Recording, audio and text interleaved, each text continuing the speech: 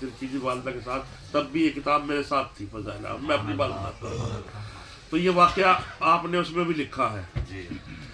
اور وہ واقعہ بھی جو کیا نام جو ہے محتمم مدرسہ حضرت مولانا اسد اللہ صاحب جو ہے رحمۃ اللہ علیہ، اور مولانا اسد اللہ صاحب رحمۃ اللہ علیہ کا تعلق اپنے گھر سے میں بتا دوں کیسا ہے کہ میرے نانا جو کیا نام جو ہے نائب چیئرمین سہارنپور ہوا کرتے تھے، کوٹھی میر صاحب میر کوٹ کے اندر ویسا گھرانہ تھا، اور اہل بیت سے ریلیٹڈ سب لوگ تھے اور سب جانتے تھے تشیع۔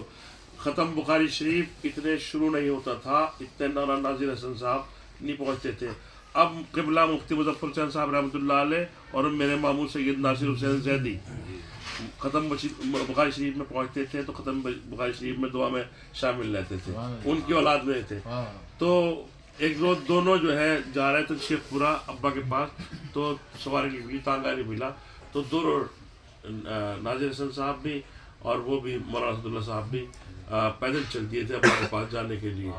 یعنی آپ کے پردادا پیر کی بات ہو رہی ہے۔ تو یہ لوگ ایسے لوگ تھے، تو انہوں نے فضائل اعمال کے شروع میں وہ قصیدہ لکھا ہے جو حضرت مولانا جامی نے لکھا تھا، اور نیت کی تھی کہ میں یہ حضور کے روضے میں پڑھوں گا جا کر۔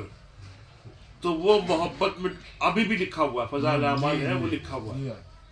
کہ وہ پڑھوں گا، اور اس کا یہ خاصہ تھا، یہ خاصہ ہے کہ وہ آپ پڑھتے تو دست مبارک نبی کریم صلی اللہ علیہ وسلم کا روضہ اطہر سے باہر آتا، جو خلاف نیچر، کیونکہ حضور کی ذات مقدس ہے لیکن ایک عاشق کا معاملہ ہے، وہ تو واقعہ وہاں کا ہے۔ لیکن آپ نے کلام لکھا ہے نسیمہ جانب بتا گزر کو، کہ اے نسیم، ان عاشقوں نے،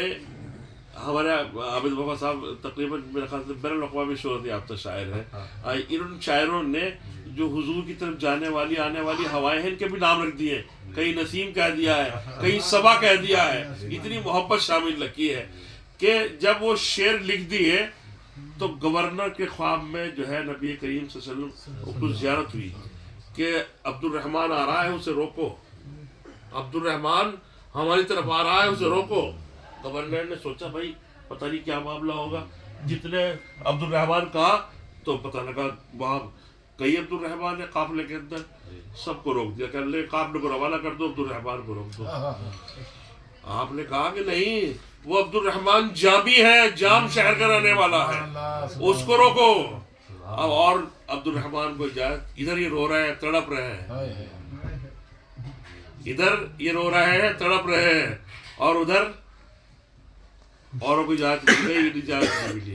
اب انہوں نے کیا کام کیا ہے کہ قافلے والے جایا کرتے تھے، سب سامان ساتھ رہتا تھا، مہینوں مہینوں کے سفر ہوا کرتے تھے، تو اس کے اندر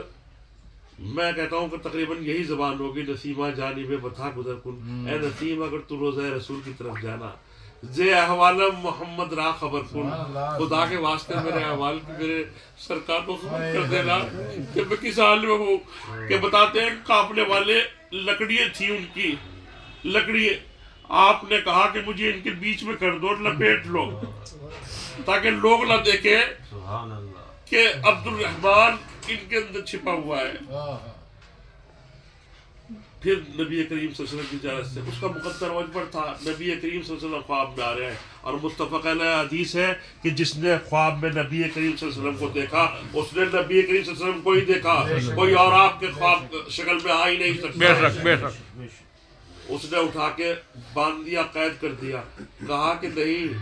تم نے عبد الرحمن کے ساتھ یہ کیا ظلم کیا، وہ کوئی مجرم نہیں ہے، اس نے کسی کا کچھ لوٹا نہیں ہے، وہ ہمارا عاشق ہے، بس یہ ہے کہ خلاف نیچر کچھ معاملات ہوں گے۔ اس نے ہماری شان میں کچھ مصرے لکھے ہیں جو آ کے پڑھے گا۔ اب کیا معاملہ تھا کہ وہ بھی پیچھے پیچھے ہو لیا، وہ جو پڑھا ہے وہاں جا کر، وہ تو لکھتے ہیں کہ جب وہ پڑھا ہے دست مبارک جب برآمد ہوا ہے تو سب بے ہوش ہو گئے ہیں، دست مبارک برآمد ہوا باقاعدہ مدار مقدس سے۔ یہ کلام جو ہے اس عاشق رسول کا ہے، اور پیسے کا عالم یہ تھا کہ بڑے بڑے رئیسہ، ہرات کے اندر آپ کا مزار ہے ابھی بھی، اس قدر شاندار مزار بنا ہوا ہے کہ اگر اللہ توفیق دے تو زیارت کرے،